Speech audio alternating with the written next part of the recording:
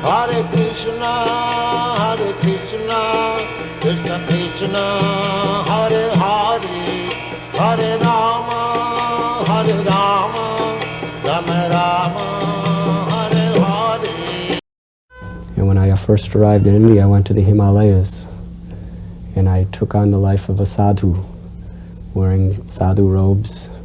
I had a little begging pot, and I was traveling through the jungles and the mountains of Himalayas, and meeting many great rishis, yogis, sages, living at their ashrams, learning from them. I was also living sometimes in caves with yogis in the jungles.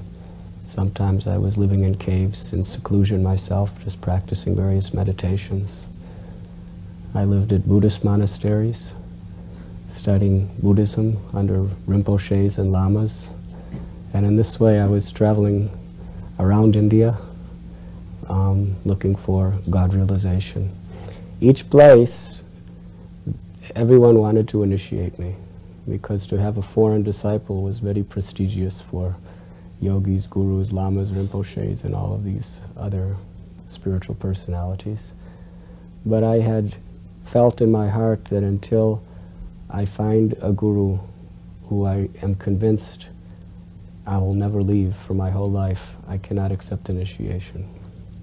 So I was learning, and I was very favorable wherever I learned, and traveling. And at one point I came to Bombay. I went there in order to try to get a renewal on my visa. So one day I was walking down the street in Bombay, and I saw a big sign, and it said Hare Krishna Festival, and under it said at Cross Maidan. So I asked someone, where is this Cross Maidan? And they told me where.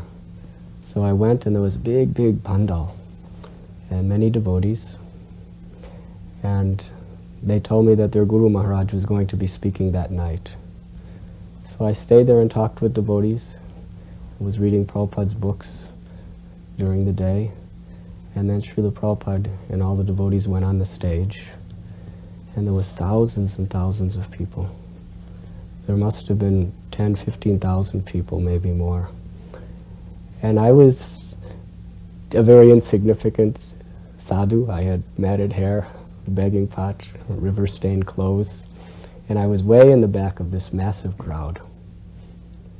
And the devotees were chanting on stage, having kirtan, and Prabhupada was in the middle of the stage sitting on a vyasasana. And one devotee, Guru Das, he came all the way through all the crowds, and he came to me, and he took me by the hand, and he said, Srila Prabhupada wants you to sit beside him. I said, how does Srila Prabhupada know me? And Guru Das didn't say anything. He just said, he wants you to sit beside him. So we went through all these thousands and thousands of people, and I came up on the stage, and Srila Prabhupada looked at me, and he smiled, and he went like this, that you sit here.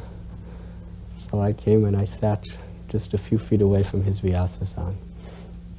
And there was a beautiful kirtan. I remember Bhaktivedanta Swami was leading the kirtan, and all the devotees had clean-shaved heads, beautiful, clean dhotis and saris.